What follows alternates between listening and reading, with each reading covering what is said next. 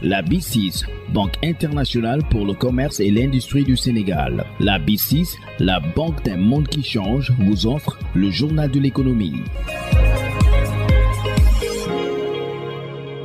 Bonjour, comme promis dans le précédent numéro, professeur Babacar Sène, enseignant-chercheur à la FASEG de l'Université Cheikh Anta Diop de Dakar, spécialiste des questions monétaires et financières, va nous dire qui est habilité à émettre les obligations assimilables au Trésor. Et ensuite, il reviendra sur les critères d'émission. Seuls les États au niveau de l'UEMOA sont habilités à émettre des OAT, des obligations assimilables du Trésor. D'ailleurs, les États ont en principe la possibilité d'émettre des OAT non seulement en passant par UMOATIT, dont on a expliqué le rôle par rapport à ces titres-là, mais aussi les États ont la possibilité d'émettre d'autres types d'obligations, mais par syndication en passant par la BRVM, la Bourse régionale des valeurs mobilières.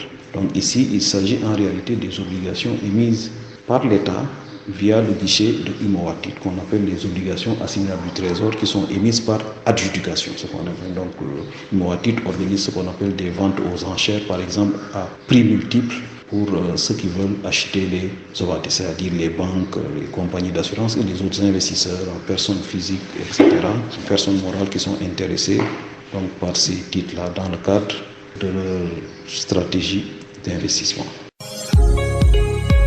Critères d'émission, en réalité, chaque année, en collaboration avec les États, UMOATIT met en place ce qu'on appelle un programme d'émission annuel. Donc, les États, qu'est-ce qu'ils font en général via le Trésor public?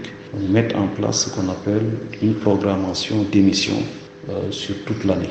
Donc, c'est suivant donc, ce tableau prévisionnel ou bien ce programme prévisionnel que les États, généralement, donc, vont faire des émissions sur le marché. En fonction de ce qui va être peut-être voté au niveau des budgets, en termes de besoins de financement, au niveau de la trésorerie, en termes de besoins de financement pour les questions aussi d'investissement. Donc ce plan prévisionnel, programme prévisionnel est disponible sur le site de UMOATIT. Si vraiment on a des personnes qui s'intéressent à tout ce qui tourne autour du marché des titres publics, donc nous vous conseillons vivement de visiter le site de UMOATIT. Il suffit d'aller sur Google et de taper UMOATIT.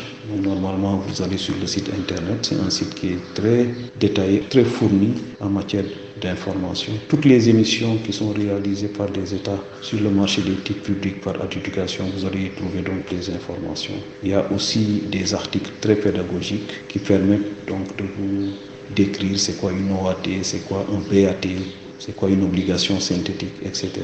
Donc je conseille vivement à ceux qui s'intéressent vraiment à cette finance-là de se rapprocher de ce site internet pour se ressourcer.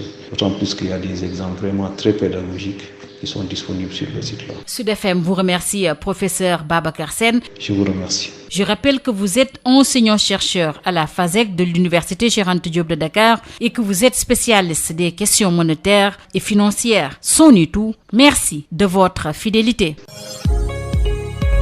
La BICIS, Banque internationale pour le commerce et l'industrie du Sénégal. La BICIS, la banque d'un monde qui change, vous a offert le journal de l'économie.